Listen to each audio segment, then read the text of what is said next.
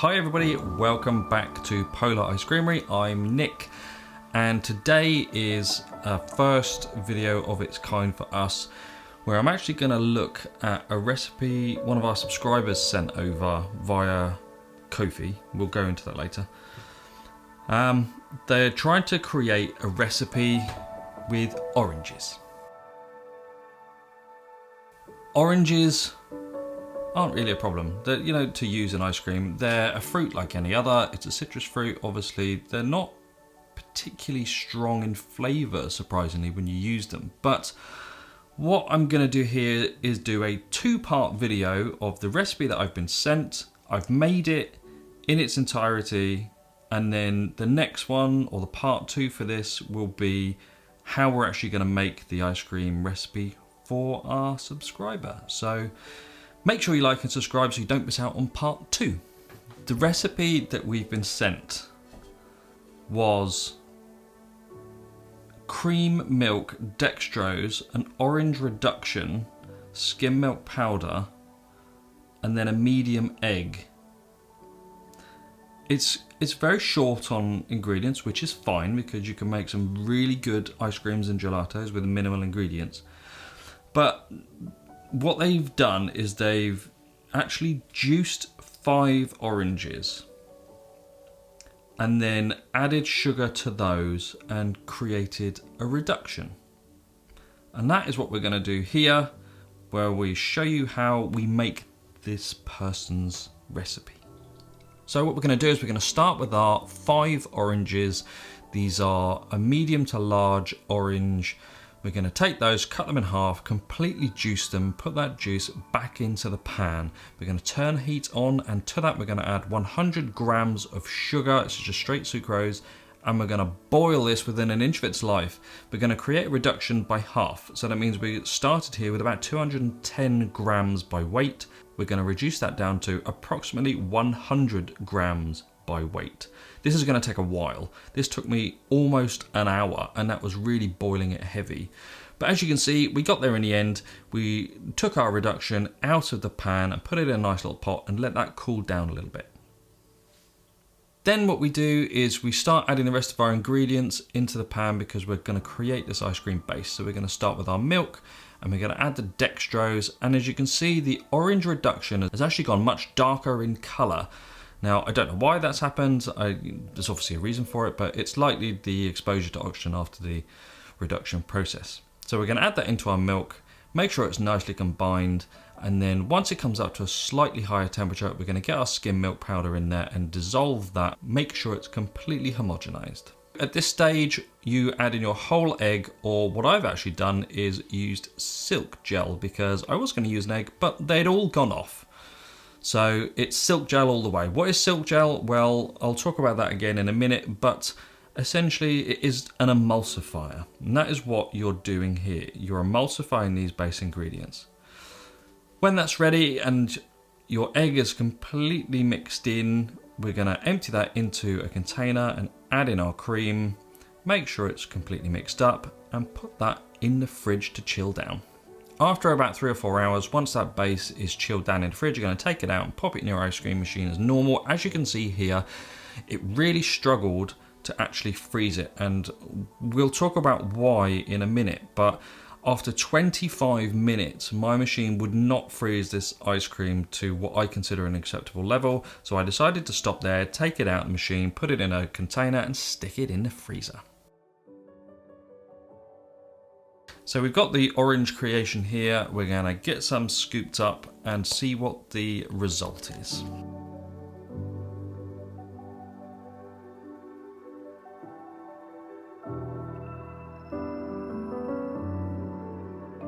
There we go, scoop. It was really soft, And you can tell when opening the tub that it didn't really have any structure when I took it out of the machine. It was super smooth on top. It's, let's just eat some. Let's just try it, see what it tastes like.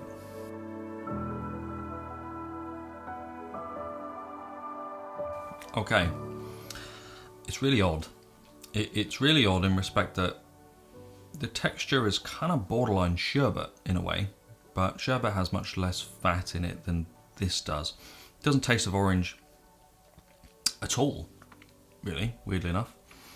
Considering what's gone in it, it's just very strange. So, silk gel.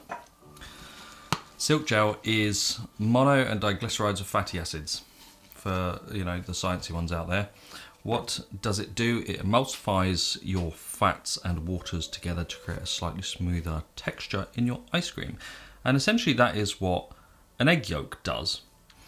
Egg yolks have a certain amount of fats in there, not really enough to change your recipe too much, but they have lecithin in there, and lecithin is an emulsifier. And that's why custards have a more luxurious kind of texture to them, because the lecithin allows the bond of fats and waters to become much more stable within your ice cream environment. So you don't get lumps of this and lumps of that. It's all really nicely combined and blended within your ice cream base. Now, eggs are much easier to get hold of than silk gel or diglycerides of fatty acids, but if you want to try silk gel, specialist or special ingredients, you can get everything from them. I do. This is not an advert from them. I'm not affiliated with them at all. They just happen to sell a lot of stuff that is really quite handy for home ice cream makers. So check out the website. I'll put a link below if you want to have a look at what they do. You can buy it on Amazon pretty much all over the world. So that's a good place to start. Would an egg have changed this recipe? I doubt it. There's some issues with the flavour alone. The fact that it doesn't taste of orange, and it's not a particularly well balanced recipe. It's obviously failed for a few reasons, I think. But what we're going to do is we're going to stop here, and I'm going to, in part 2, show you how we fixed this recipe for our subscriber to create a really strong, nicely emulsified orange ice cream.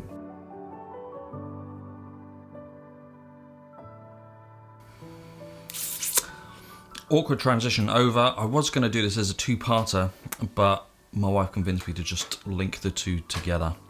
Orange ice cream, just to recap from the first half of this video, I was sent a recipe by someone on Ko-fi, which is our version of Patreon. I'll put some links below if you fancy supporting us, and that could be any way you like, but check out the link below. Any kind of support that you offer will help. I made that orange ice cream to see what it was like before doing anything. The only thing I didn't do was the egg, because the eggs I had in the house had gone off. But there were some intrinsic problems with that, and one was it was a really gummy texture. It was kind of slimy in a way. It had an unusual texture because it was an unbalanced or imbalanced recipe for a few reasons actually, but the biggest problem that the ice cream had was it didn't taste of anything at all. It literally tasted of nothing. It didn't taste of orange whatsoever. And you think that with all that orange juice, it should.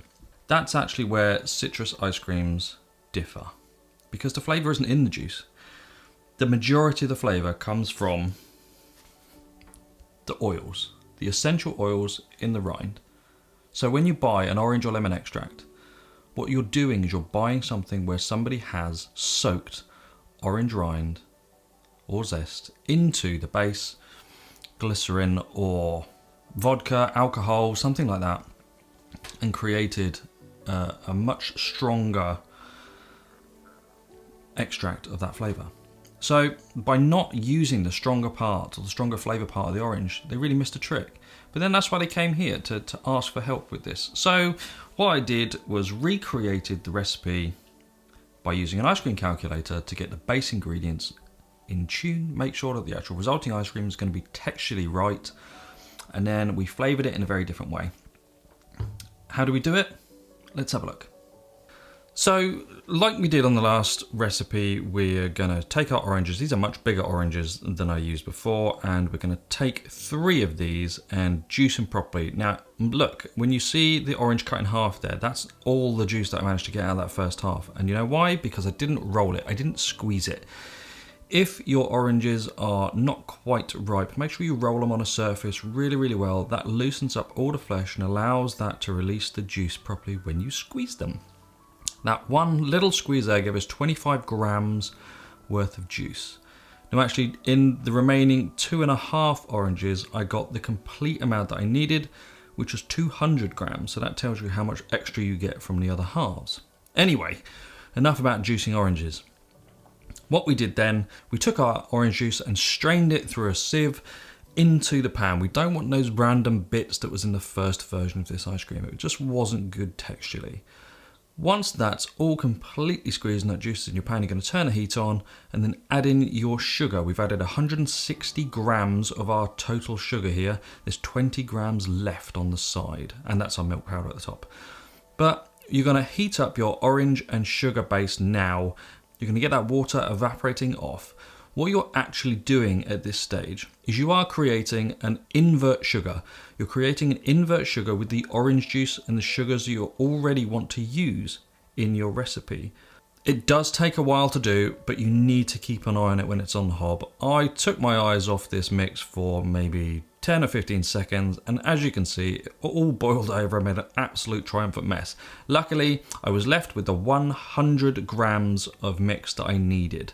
So what we did is take that, I put that back in the clean pan, I added in the last remaining 20 grams of sugar. Once that was up to a suitable temperature, I added in the milk powder. Again, every milk powder is different. Mine takes ages to dissolve, but when it was finally dissolved, I took the rind from one of the large oranges. And if you listen closely,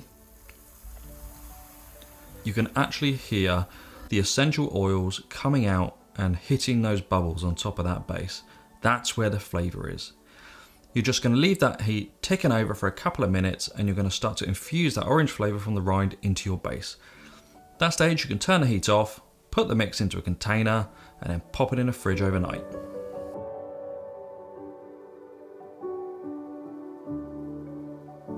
And here we go. The ice cream has been in the freezer for almost a week. And just to touch up on a couple of those elements, the flavour comes from the rind predominantly, not so much the juice. There is orange flavour or lemon flavour or whatever citrus fruit you're using in the juice itself, but the majority of it comes from the essential oils in the rind. That's why you steep that in your base for a long old time. And I took it out, the rind, just for churning, as you could see in the video. You don't want it in there really. Texturally it'd be horrible. But you can, and I love putting grated zest or rind, whatever you want to call it, into ice creams. Like lemon, I do it all the time. Orange, this is actually only the second time I've made orange ice cream, but if I made it again, I probably would grate some of that in there. It really would boost the flavour, but this flavour on here is pretty strong as it is.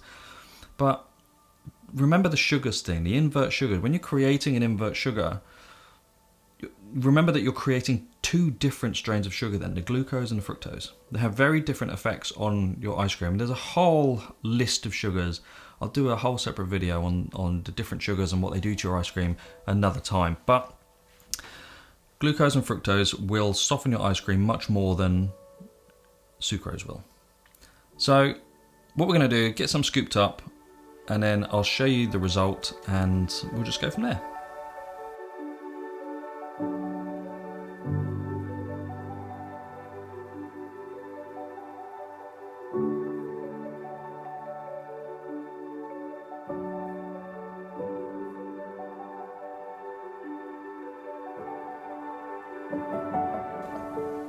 Nice scoop, it's a much more traditional texture.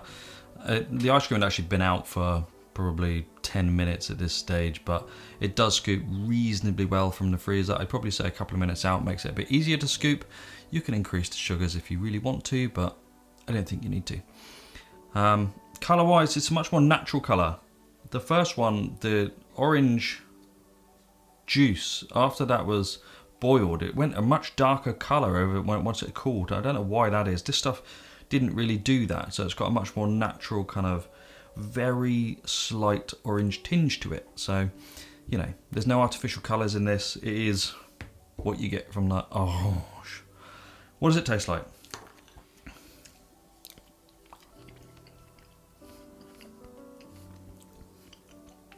Really strong orange flavour. It's what you want. Nice texture, no ice crystals in there.